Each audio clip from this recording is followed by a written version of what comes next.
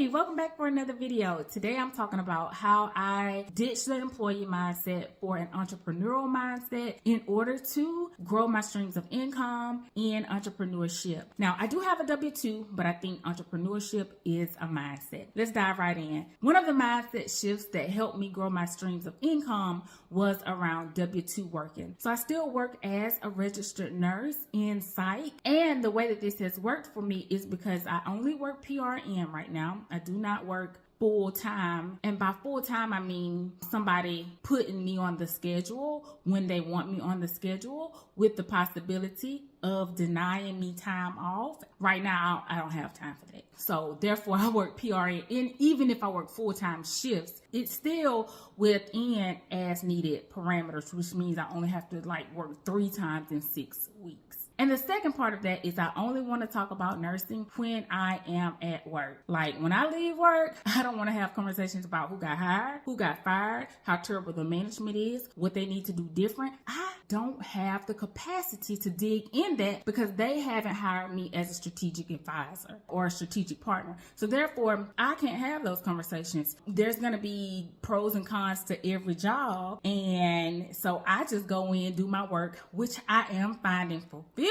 in, and then I go home. There was a time that I went to work and I dreaded it, and it's because I didn't have parameters set around the way that I worked. So with the W-2 that I have, I am enjoying it, and I recommend, if you're not finding fulfillment in your W-2 work, to really think about what part of it is making you not enjoy it. I know in the past I have had conversations when I got off work. I'm driving home and I'm getting an earful about how terrible the job is. Sis, if the job is terrible, leave it. Peace. Tell them deuces, I'm out of here. I can't stay here anymore. And that will increase your peace of mind. I've done it for myself, and I know that you can do it for you. Okay, so on to the next mindset shift. Failure is a part of the process. Even if you have a mentor, you're gonna experience some failures. It's gonna make you better and wiser as you continue with multiple streams of income, or if you go into full-blown entrepreneurship. And I wanna be transparent about 2 things that happened to me in 2024, and baby, they knocked the wind out of me, okay? But I'm still here because I believe in the reason that I'm showing up as an entrepreneur, and those little setbacks didn't stop me. So what happened in one of the cases was I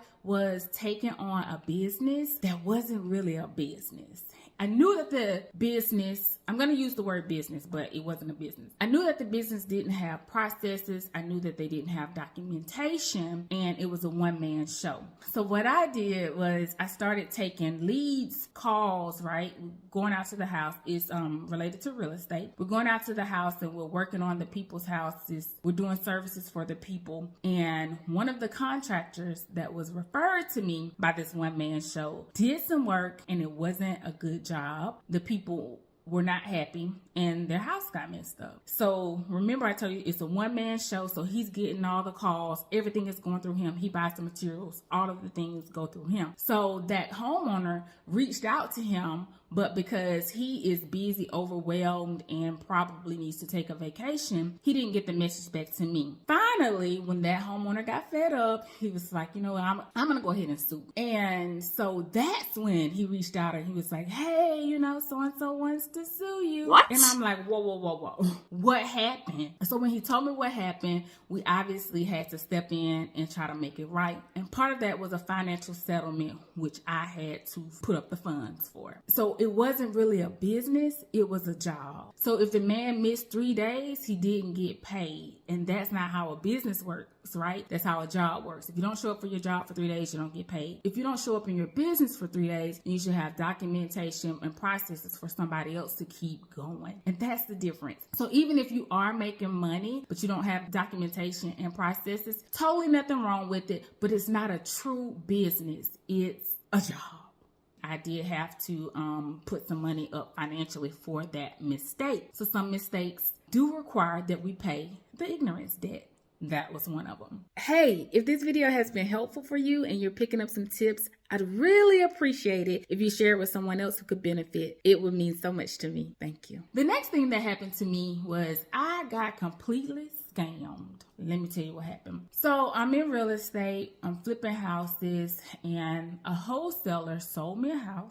I saw that he was going to be making $14,000. I was like, oh my gosh, show me how to do it. And he was like, okay, I'll show you. So I had done other legitimate transactions with him. So when I asked him to help me do wholesaling in volume, he said yes. But his goal wasn't to continue to be a legitimate person. He took it as an opportunity to scam me. So for those of you who don't know what wholesaling is, what it is so they buy distressed property, which can be way more in its when it's all rehabbed, and then they tack on a finder's fee, and then they sell it to an investor, and it's a deal for everybody. So that's basically how wholesaling works. He decided that he was going to scam me, and he did, to the tune of over $30,000. What? Even if you trust somebody in one group or in one party, still vet them before you go into the next endeavor with them. Now, I know for a fact that he was capable of teaching me. His desire to scam me was stronger than his desire to continue as a legitimate businessman. Okay, something else that you want to think about is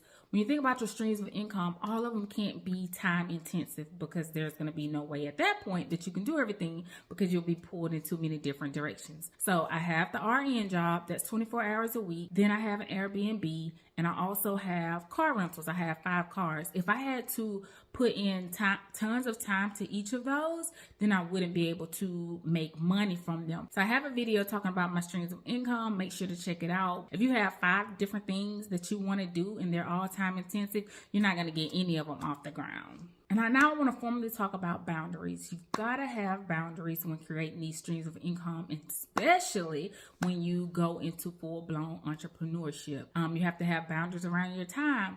That basically means people can't have their agenda and come push it on you during the day. So then you'll have to have communicative ways to say, hey, listen, I'll get back with you as soon as possible on that. Or you can just use full sentences. No, that's an option as well. Everybody isn't as assertive, and you can get caught off guard.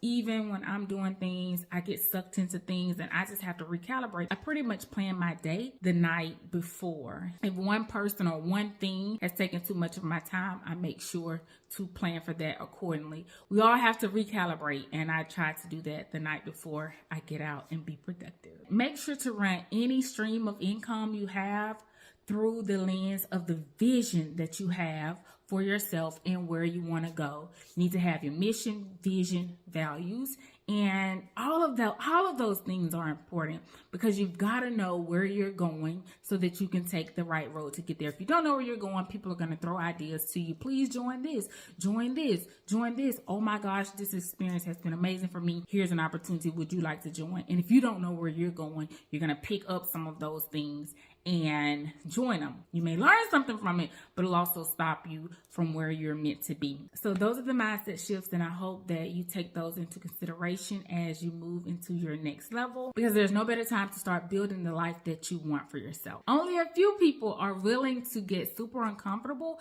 to change their finances, to change their time freedom. And if you've made it this far in this video, I know that you're one of them. So let's continue on this journey together. I'll see you in the next one.